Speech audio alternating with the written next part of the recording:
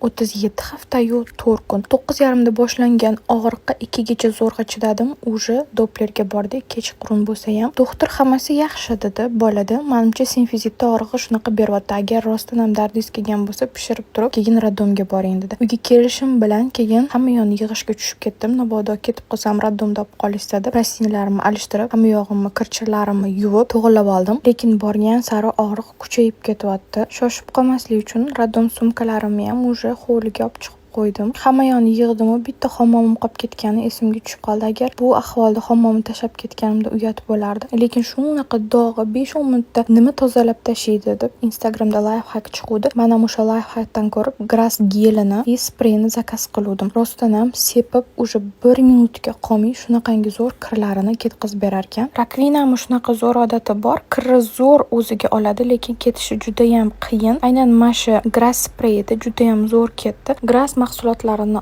olib yutgan tarafinglar ishqalab o'tirmas ekansizlar, shundoq sepasizlar-yu, bitta chayib tashlasanglar o'zi oppoqqina bo'lar ekan, qolar ekan. Dov bilan posle holatini ko'ringlar, shunaqangi yaraqlayapti endi. Instagramda ko'rgan lifehacklar ishlarkan. Sizcha tug'ish oldin nima qilib ketgansiz?